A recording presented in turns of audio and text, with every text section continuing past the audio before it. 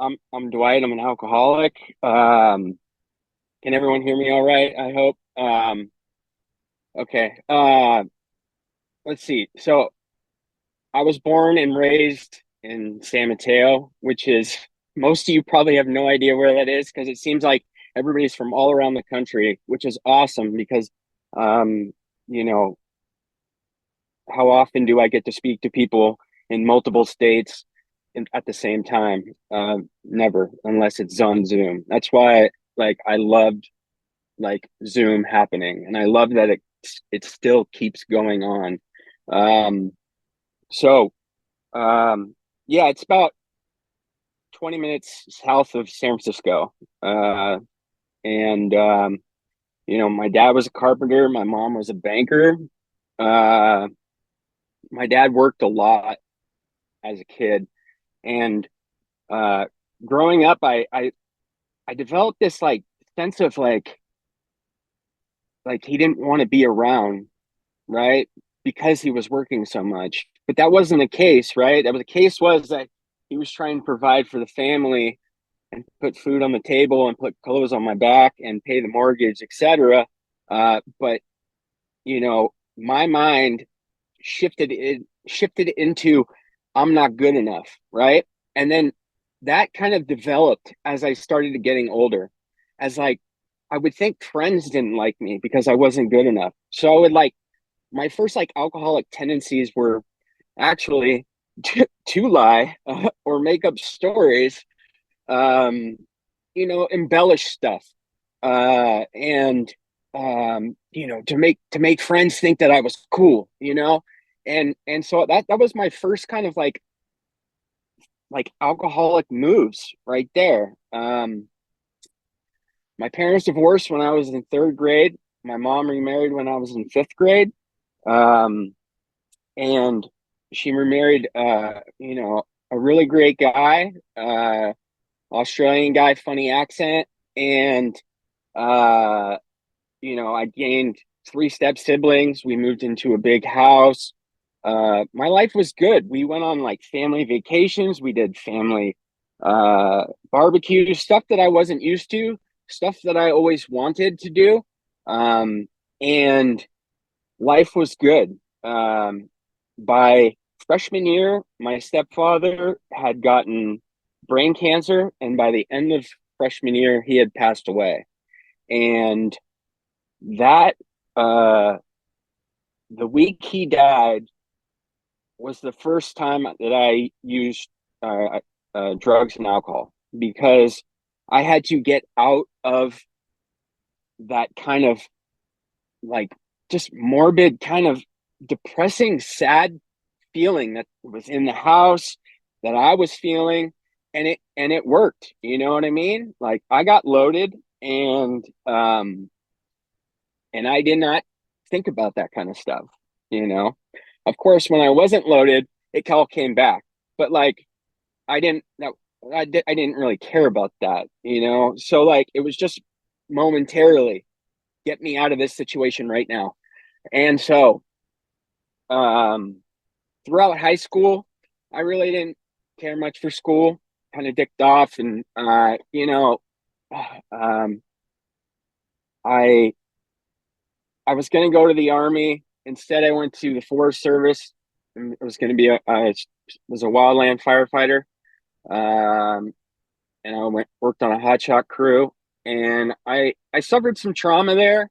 And I looked up to those guys because like they were like my older brothers, right? And I asked them, I was like, how do you handle situations that are like too hard to talk about, too traumatic?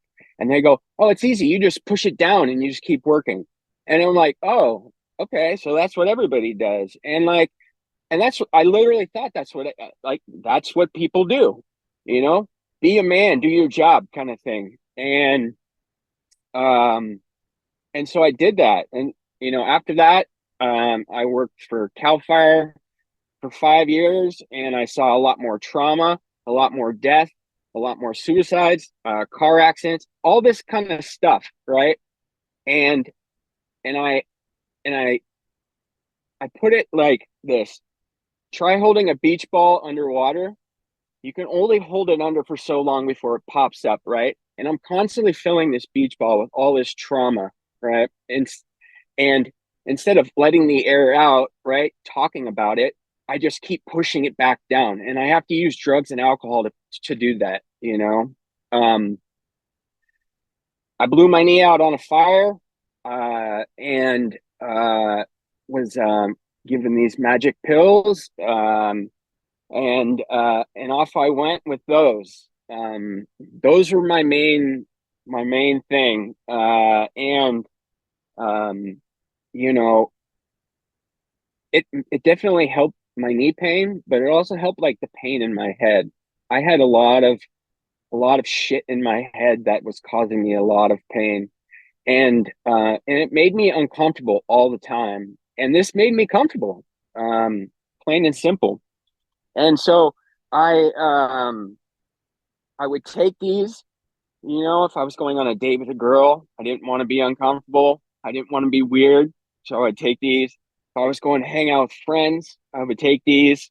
And then it became like I was waking up every single day and I had to take them because I would wake up uncomfortable and I needed to get comfortable with myself, you know, and um, and that happened really fast. Um, and so you know, after a while, I moved up to, you know, different like harder opiates and whatnot. And you know, I was like garbage can. I was like whatever was available, but like that's what I kind of really went after. Um, and and I got into after firefighting, I got into a career which I still am in today, and I run heavy equipment. And you know how they say take don't take this while operating heavy machinery. Like that was literally directed at me, and I did not care. You know, I that was not like that was I was like, no, I'm a better operator with, you know, being loaded for some weird reason. I guess people say they're better drunk drivers. I don't know, but it's just the lies we tell ourselves to keep taking more and more drugs. You know, but I missed the training, or I left training early one time as an apprentice, and basically I lied and I got benched, and I had to go sit in front of somebody, and uh and they're like, look, you can either tell us you have a problem or we're going to kick you out of the union. And I my career was the last identity thing I had. Like I didn't have anything to my name. I didn't have a house, I didn't have a girlfriend, I didn't have, you know what I mean? Like that was all I had. I didn't have a kid. I like I it was just that. And that was very sacred to me. You know what I mean? And if I lost that, um like I would feel extremely like I would just be floored. And also my money's gone too, because I would constantly just work to get loaded, right? All of my money that I made went straight to the drug dealer. That's it. It just kept came in, went out, came in, went out. And so now I don't have any money. But luckily uh my union has a drug and alcohol program. And they're like, well, we'll put you through rehab. You know, you got to go this place for 30 days. And I was like, all right, yeah, I'll do that. It gets me back to work, you know? And so I went, you know, and then shortly after I got out of there, um, you know, I started using again, right? Because I didn't go for myself, right? I went for my union to get my job back so I can start doing drugs again. You know what I mean? Like, as fucked up as that sounds. And, and so, um, I play this in and out of rehab dance a couple of times, you know, and I learn a little bit more about myself every time, and I stay a little longer in sobriety and whatnot. And what really kind of put the nail in the coffin was like I a day before my sobriety date, which is 9/18/18. So I guess everybody's spitting off days like crazy. I just looked it up. It's 2,122 days for me. And um, I uh, I get a call that on the 17th that a friend of mine had overdosed and died, and then I went into rehab the next day, and I got to see the wreckage that we cause our friends and family um, from doing this. Because like every time I got loaded, I didn't think of anybody but myself, and I didn't think I was hurting anybody but myself. I thought I was just fucking myself over. If that makes sense. And I didn't I didn't realize, or I didn't care enough to think about how my mom felt, or my dad, or my sister, or all my friends. Um, and so that was like that was a wide, like an eye-opening experience for me, and it was like a god shot. And I was like, I don't want this for my friends and family. I can't, you know what I mean? And so I started back with my rehab, and I stayed there for 3 months. And I told my therapist, like, I'll do whatever you want me to do. And he's like, okay. He gave me a list of things, three easy things. He told me to get a sponsor, work the steps, and build a solid support network of people in the program, which I had never done before. Right, I always hung out with my like friends right out of rehab that really always went out too. So like I got the sponsor, I started working the steps, and then I started going to meetings and building a fellowship of people that had solid sobriety, that were healthy and did like healthy things. And those people are the people that I count on to this day still.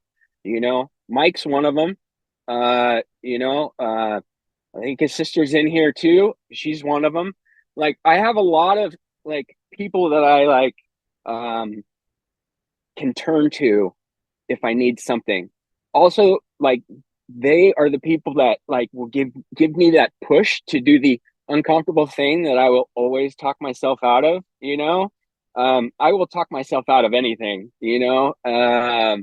especially anything healthy. And so um it's nice when you have that little push from that solid support network to help you, you know, go do this,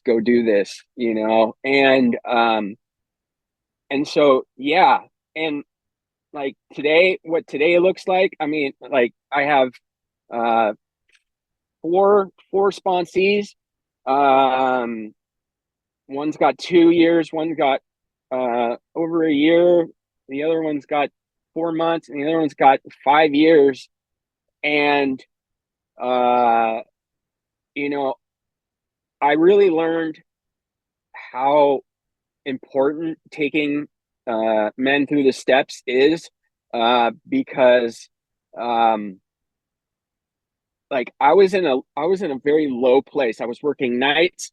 I got pulled away from my meetings. I got pulled away from my fellowship for a whole year, and I felt like shit. Right? I just like I was mentally, like spiritually, like sick. You know what I mean? Like I was not like in good shape.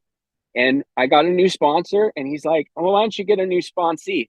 And I was like, "Okay, I'll do that." And then I got a call the next day from somebody who was looking for a sponsor, and hey, just like that, right? Always happens at the right times. And and